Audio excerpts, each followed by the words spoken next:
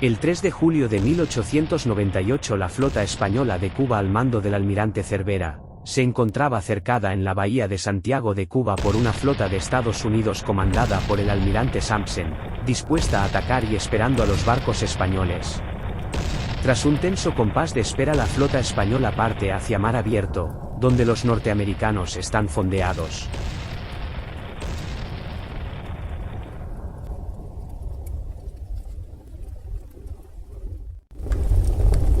El resultado es la destrucción de los navíos nacionales y la práctica pérdida de la guerra. Lo que ocurriría también en Puerto Rico, Filipinas y la isla de Guam.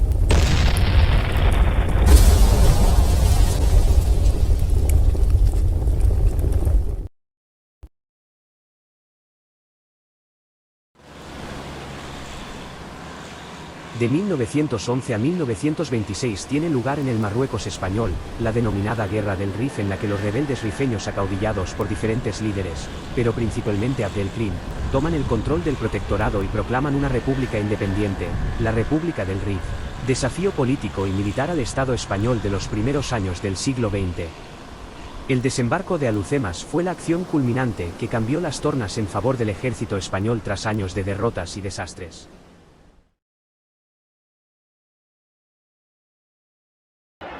El 14 de abril de 1931, tras unas elecciones perdidas por las fuerzas monárquicas y de la derecha, se proclama la Segunda República, que es recibida con júbilo por la mayoría de españoles.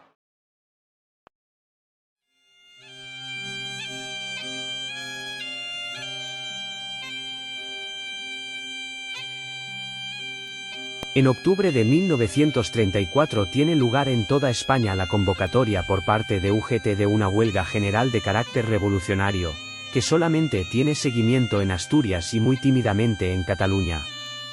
Los mineros asturianos consiguen tomar diferentes áreas haciéndose con el control de las cuencas mineras y Oviedo.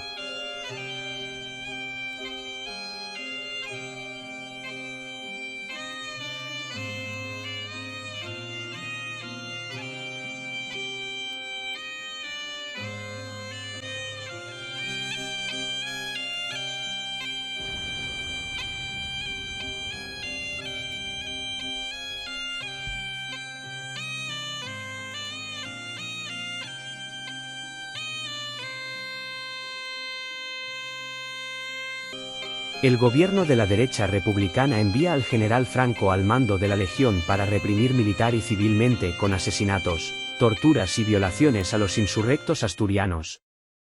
Las acciones militares de Franco incluyeron bombardeos aéreos y de artillería sobre las cuencas mineras.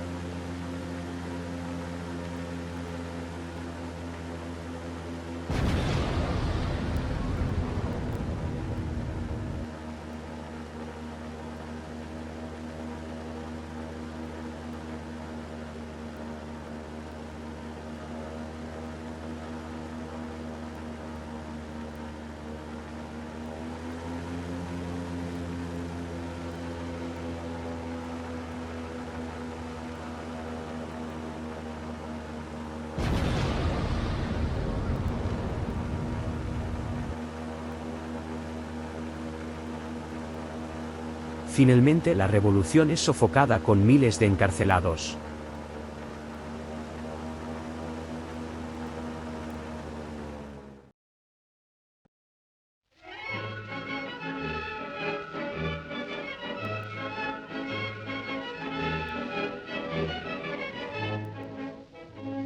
En febrero de 1936, la coalición de izquierdas, Frente Popular, gana las elecciones generales dentro de un clima de extrema polarización y enfrentamientos en las calles entre partidarios de las izquierdas y de las derechas.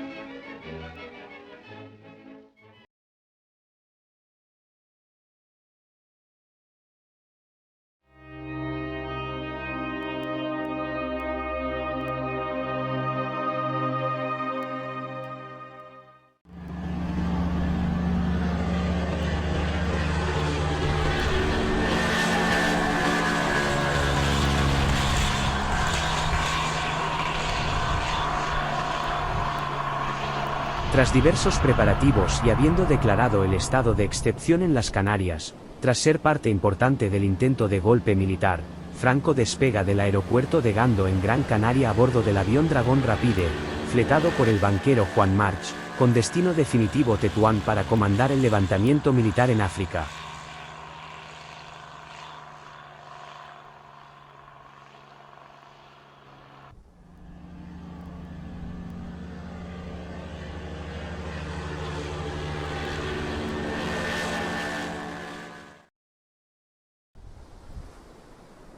Las tropas sublevadas de las guarniciones de Tetuán y Ceuta rodean el aeródromo militar de Saniarramiel. Tras un breve bombardeo artillero de advertencia, la guarnición se rinde y hace entrega del mismo a las fuerzas sublevadas. Esta base aérea será vital para los sublevados como puente de comunicación y partida de tropas hacia el aeródromo de Tablada en Sevilla, ciudad en poder y bajo control del general rebelde Queipo de Llano.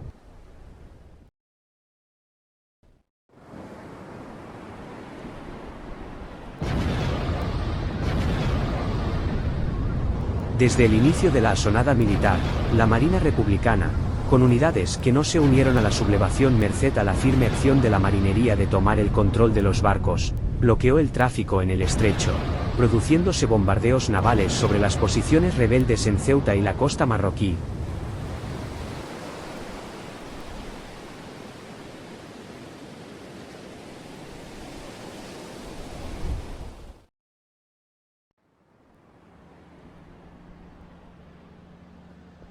El general Sanjurjo, exiliado en Portugal tras intervenir en intentonas golpistas, parte hacia la zona sublevada para hacerse cargo del mando militar de los rebeldes. Inexplicable y casualmente el avión pierde potencia en su despegue del aeródromo de la Alberca en Lisboa, estrellándose y ocasionando la muerte de Sanjurjo y la tripulación del aparato.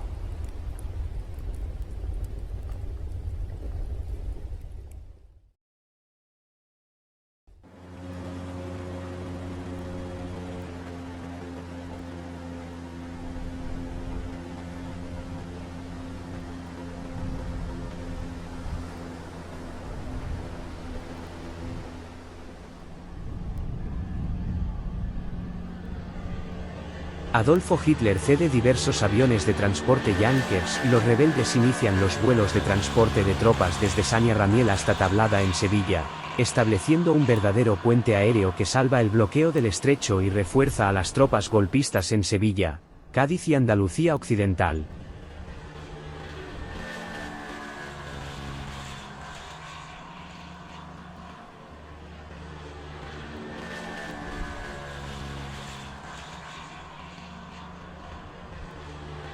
Esta primera contribución nazi al triunfo de las fuerzas sublevadas fue de importancia capital para el desarrollo de las operaciones rebeldes. Sin el apoyo nazi, los regulares, tábores y legionarios habrían tardado en entrar en combate, sin perder la República sus posibilidades de organización ante el golpe.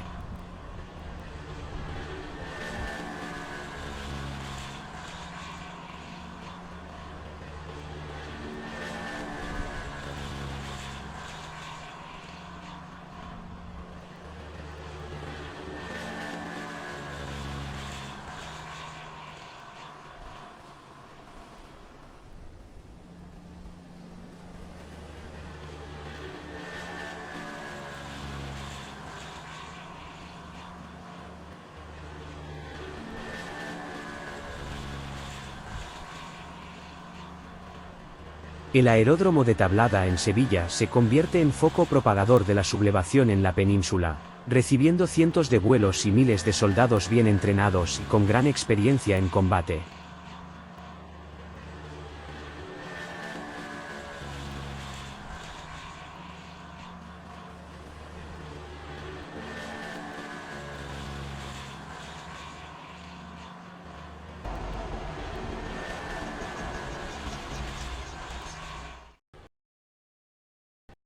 La batalla de Guadarrama fue un primer intento sublevado de alcanzar Madrid por parte de tropas del general Mola procedentes de Navarra.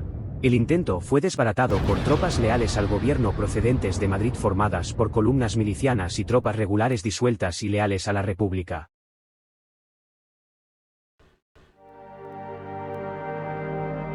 El éxito inicial del golpe no fue total, Madrid y Barcelona permanecen leales, la sublevación triunfa en Galicia, Castillas, parte de Aragón, Navarra, Andalucía Occidental y Baleares a excepción de Menorca además de África y Canarias.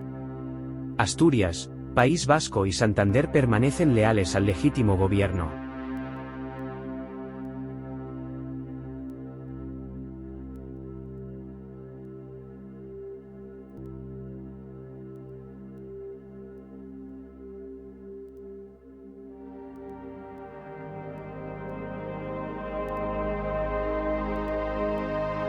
Las fuerzas nacionales se componen básicamente de tropas africanas, tábores y legionarios además de milicias falangistas y tradicionalistas requetés navarras.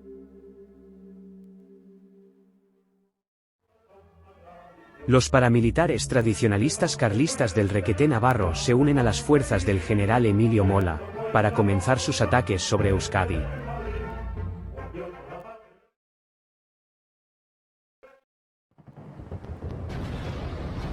Tras la estabilización del frente después de los avances sublevados en Sevilla y Andalucía Occidental, las tropas de Queipo de Llano son enviadas al norte hacia la provincia de Badajoz donde asedian la ciudad y tras ello toman toda Extremadura, llegando a contactar con las fuerzas del general Mola, de sobrenombre el Director, procedentes de Navarra.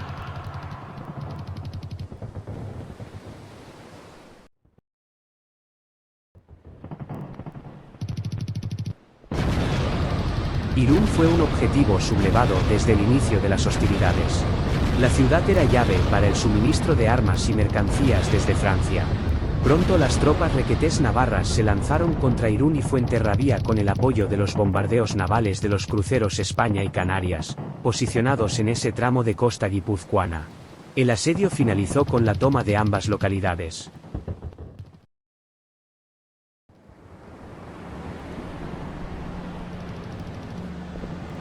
Ya en agosto de 1936 comenzaron los bombardeos sobre la población civil de Madrid a cargo de Junkers nazis con el consentimiento de Franco. Lejos de minar la moral republicana, los madrileños fortalecieron su espíritu de resistencia, acuñando el grito, "No pasarán".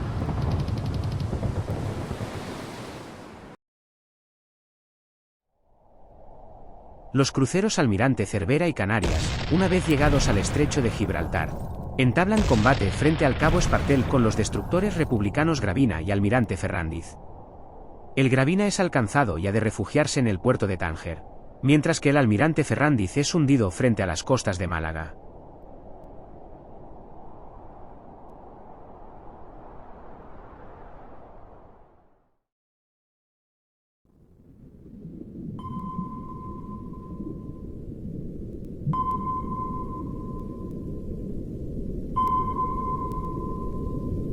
Un submarino nazi hunde en la costa de Málaga a un submarino C-3 republicano, que realizaba labores de mantenimiento en superficie.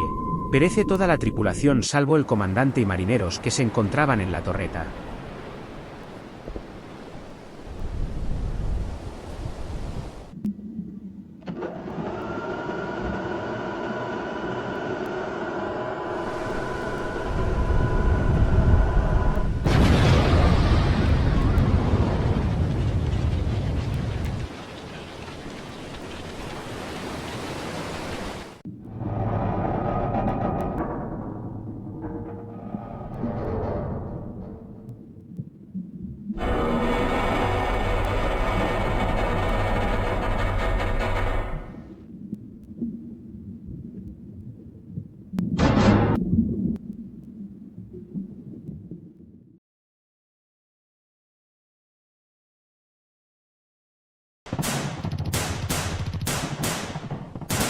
La batalla del Jarama fue un intento rebelde para hacerse con el este de Madrid y cortar la carretera Madrid-Valencia. Las tropas republicanas consiguen parar la ofensiva conservando la carretera de Valencia en estado de uso.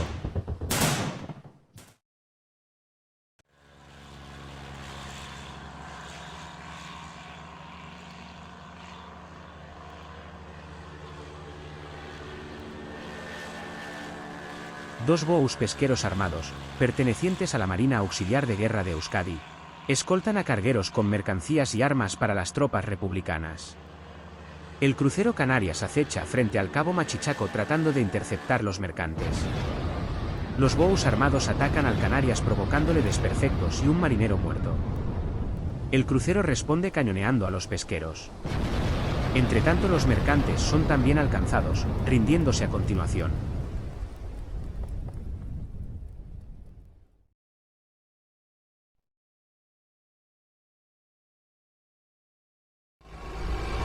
La batalla de Guadalajara fue un intento italiano de conquistar el este de Madrid y cortar la carretera de Valencia. En esta acción los de Mussolini mostraron sus grandes carencias estratégicas y militares.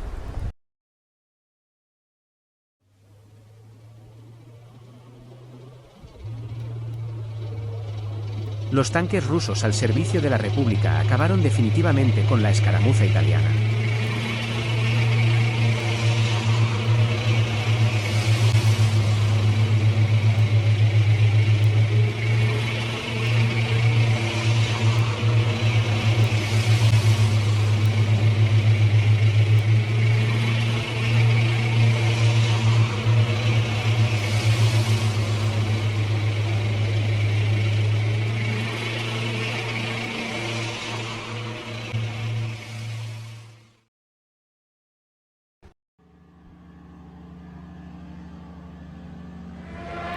El bombardeo de Guernica fue una acción constitutiva de crimen de guerra en la que la Luftwaffe nazi, con el visto bueno de Franco, bombardeó la población civil de esa población vasca provocando más de 1000 víctimas. Además prácticamente de arrasar completamente la localidad vizcaína.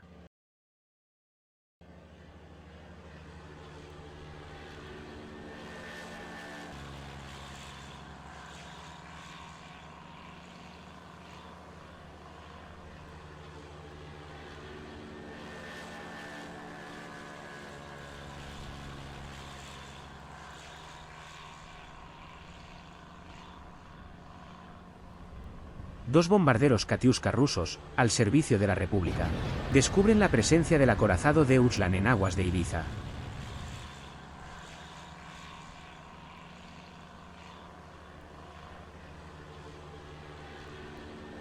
Los pilotos rusos afirman que lo confundieron con un acorazado nacional, por lo que se inició el ataque al mismo, bombardeándolo y produciendo graves daños además de más de 100 muertos.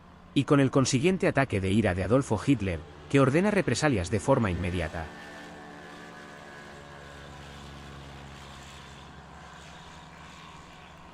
El buque alemán se encontraba en aguas de guerra prohibidas para los países no beligerantes.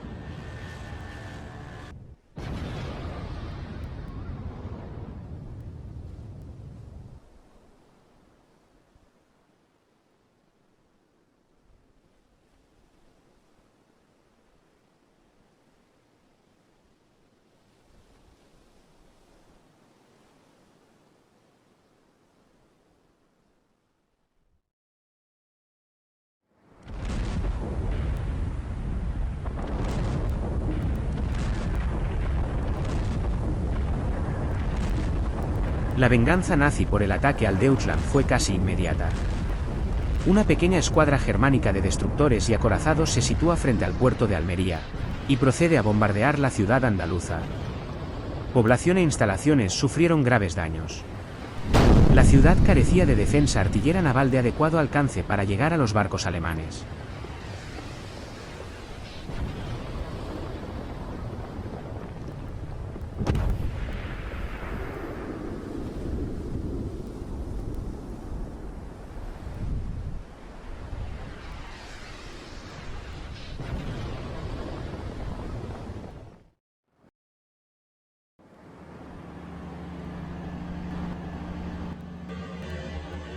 El 3 de junio de 1937, el general Mola, conocido como el Director, vuela hacia el frente sobre la provincia de Burgos. Sin que se hayan esclarecido las causas, el avión pierde potencia y se estrella contra una colina, pereciendo el general y la tripulación del aparato. El camino de Franco para convertirse en generalísimo y dictador se ha allanado tras las muertes de Mola y Sanjurjo.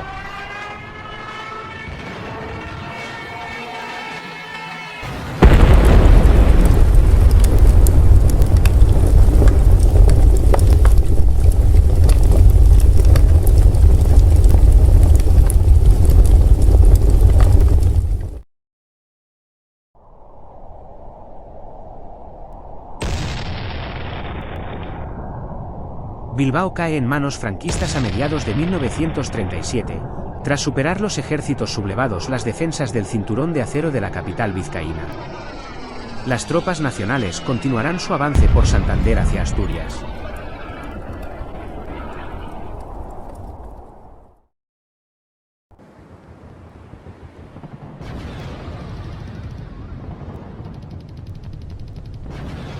Desde el inicio de la guerra, hasta bien entrado 1937, la capital asturiana, adicta a Franco, permanece casi cercada excepto por un estrecho corredor que la comunica con las tropas rebeldes que atacan desde Galicia, las columnas gallegas, a lo largo del río Nalón. El cerco durará hasta el final de la guerra en Asturias en octubre de 1937.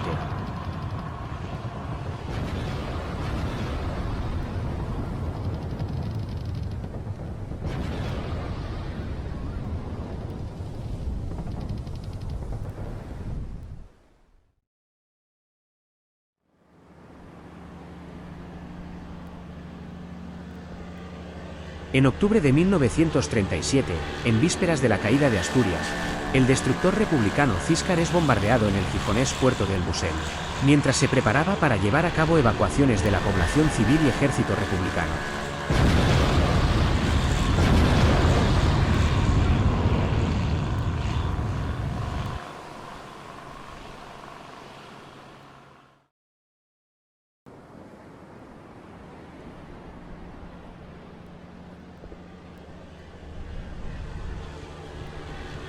La caída total de Asturias provoca una huida generalizada de la población civil, temerosa con razón, por las seguras represalias de los franquistas. Para esa huida utilizaron varios cientos de embarcaciones pesqueras y de cabotaje, que partieron desde puertos como Gijón, Candás, Luanco, Bañugues o Avilés bien cargadas de exiliados con destino Francia, tratando de librarse del asedio del buque almirante Cervera que vigilaba las costas de la zona central asturiana.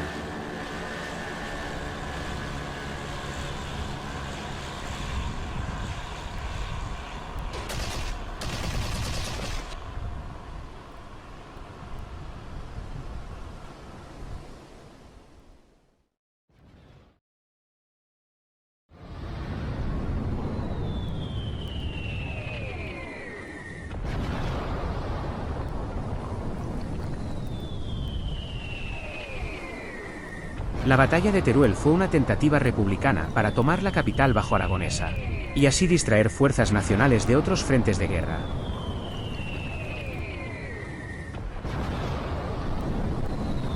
Inicialmente las tropas republicanas lograron tomar Teruel tras intensos combates y se hicieron fuertes en ella.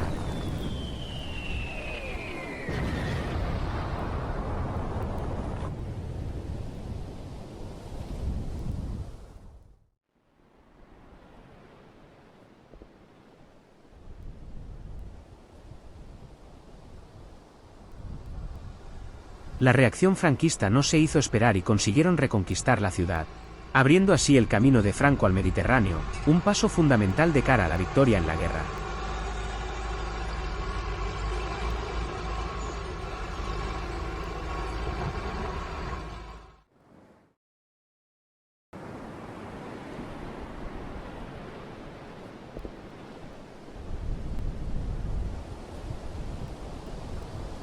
La batalla naval del Cabo de Palos implicó a 2 cruceros pesados y 5 destructores republicanos, procedentes de Cartagena frente a 3 cruceros nacionales frente al Cabo de Palos.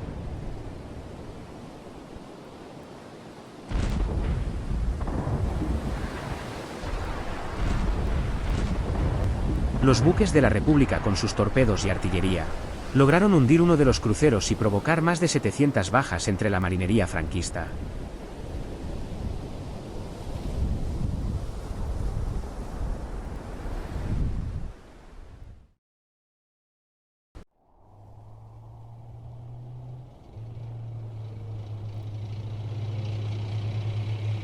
Las tropas de Franco consiguieron llegar al mar Mediterráneo en Vinaroz. Se trató de un punto de inflexión en la guerra, pues consiguen partir en dos la zona republicana mediterránea.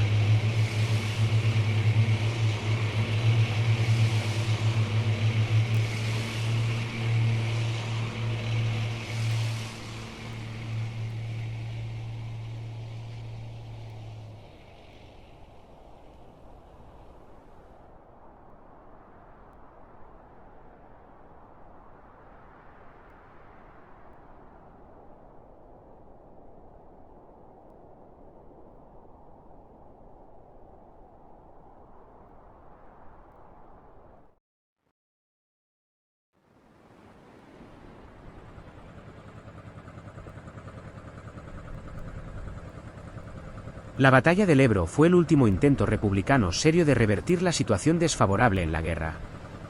En una brillante acción militar, con el general Rojo al mando, las tropas republicanas cruzan el río Ebro por diferentes puntos, comenzando los ataques sobre los nacionales.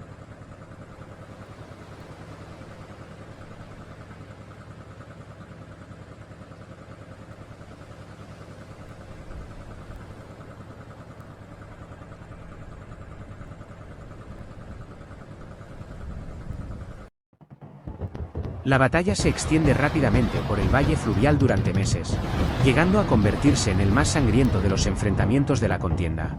Finalmente los nacionales estabilizan y revierten la situación. Con su victoria avanzan territorialmente aún más por el levante español. La conquista de Cataluña está servida para las tropas franquistas tras la victoria en el Ebro.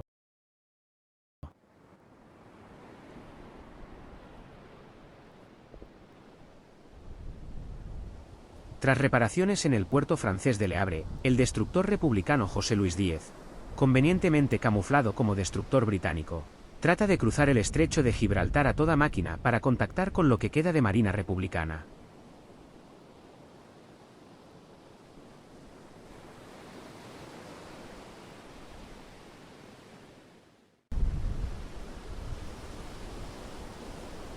El barco sufre el asedio de los potentes cruceros nacionales Canarias y Almirante Cervera, cuya artillería alcanza al José Luis Díez, obligándolo a buscar refugio en el puerto de Gibraltar.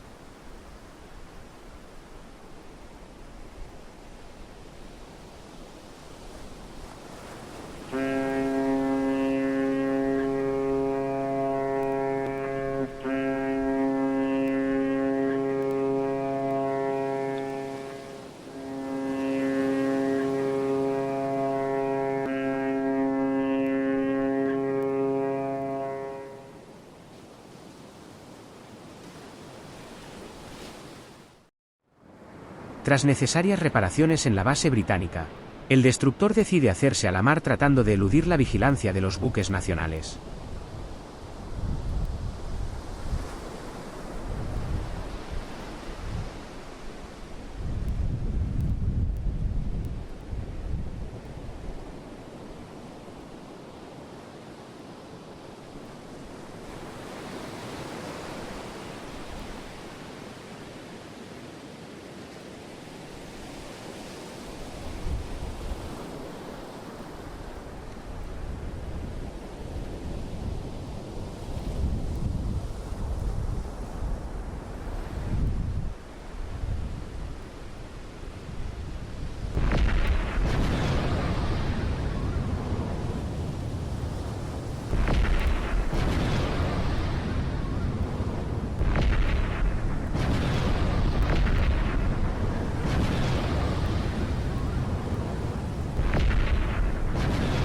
Los barcos franquistas lo bombardean en la misma bocana portuaria de Gibraltar, provocando graves daños que obligan al barco republicano a encallar en la playa gibraltareña de los catalanes, desde donde es finalmente remolcado el destructor por barcos ingleses de nuevo al puerto de la colonia.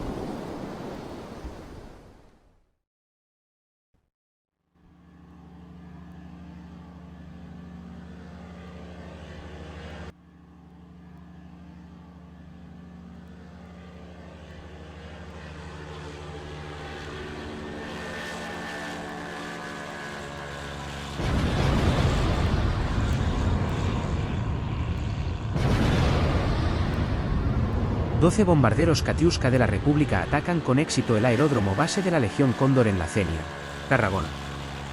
Se destruyen 7 aparatos nazis además de provocar graves daños en pista e instalaciones.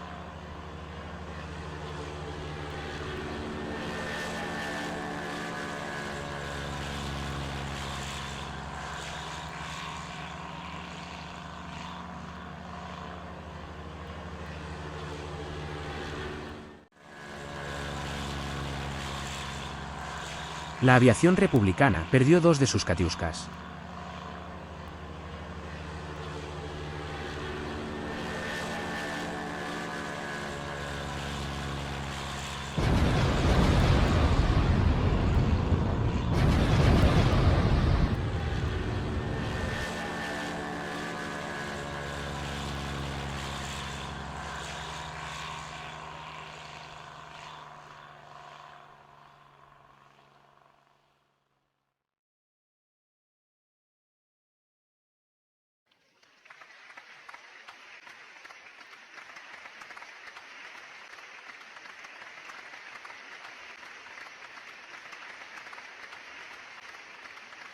La ciudad de Barcelona cae finalmente en manos franquistas en enero de 1939. El Generalísimo celebra un desfile militar por las calles de la ciudad condal ante unos pocos partidarios, más como una advertencia o amenaza a los catalanes, poco sospechosos de ser adictos a la ideología ultraconservadora y fascista de los sublevados.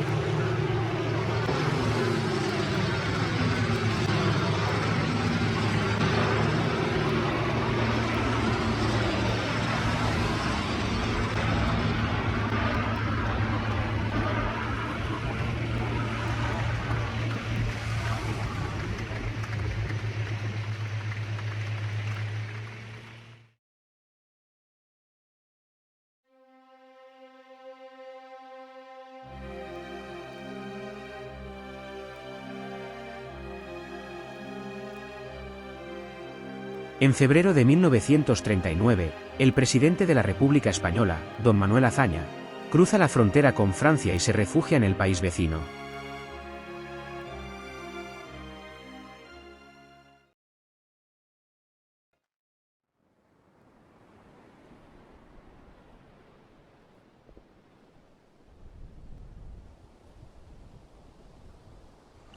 Las tropas nacionales toman Figueras y a continuación alcanzan los puestos fronterizos con Francia. Las fronteras son cerradas para el paso de civiles refugiados. Cataluña es ocupada de forma total y definitiva.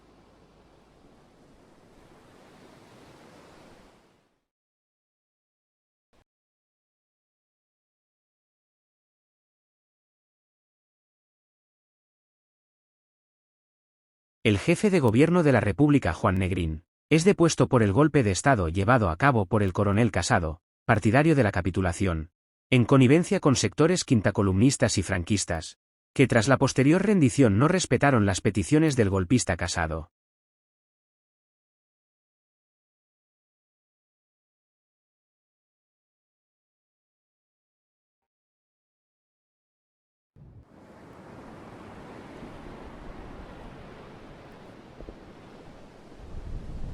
La flota republicana, entre rumores de golpe de Estado, parte desde Cartagena hacia el puerto tunecino de Bizerta al mando del capitán de corbeta Bouza, para ser entregada al gobierno francés.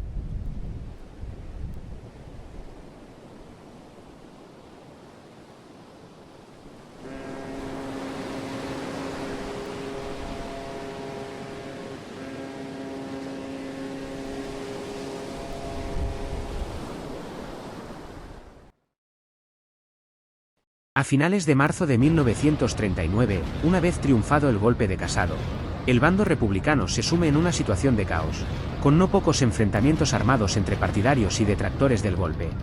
La situación es aprovechada por Franco para plantear una ofensiva final sobre Madrid por la Casa de Campo. Los nacionales ocupan posiciones estratégicas con el apoyo de la Quinta Columna.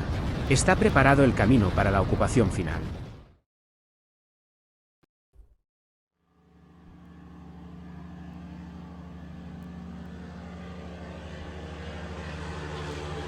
A finales de marzo de 1939, los pilotos de la aviación de la República deciden rendirse y entregar sus aparatos en Barajas, a cambio de cierta clemencia por parte nacional. Los aviones vuelan al aeropuerto madrileño en medio de una tregua, pero finalmente los pilotos son vejados, insultados, detenidos e incluso fusilados a su llegada a las pistas de Barajas, incumpliendo los franquistas todas sus promesas de un trato justo.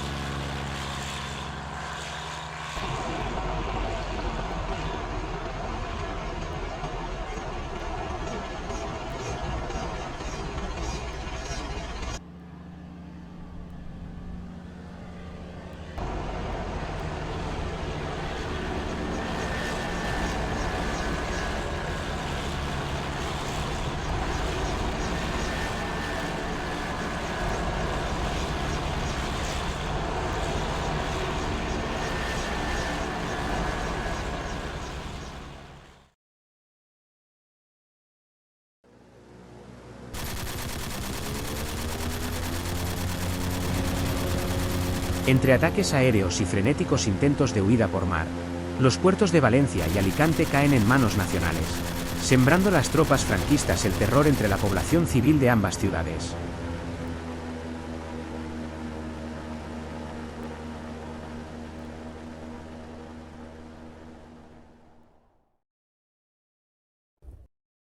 Parte oficial de guerra del cuartel general del Generalísimo, correspondiente al día de hoy, 1 de abril de 1939, tercer año triunfal.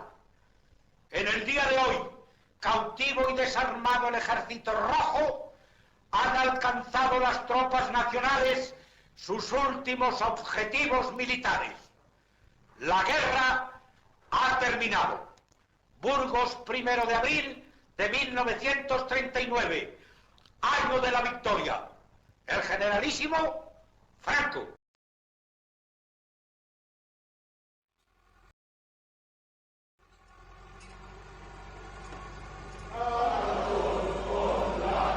Con representación nazi alemana y fascista italiana, Franco organiza el desfile de la victoria en Madrid, en el que pone de manifiesto su autoridad sobre el nuevo estado de corte fascista que se cierne sobre España.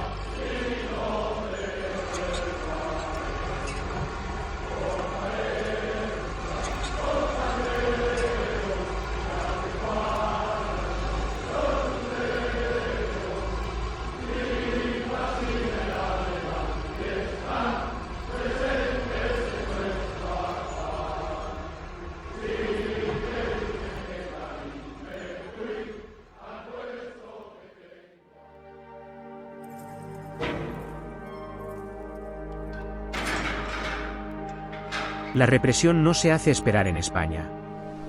Miles de personas son encarceladas, torturadas y ajusticiadas con la pena capital sin juicios previos justos.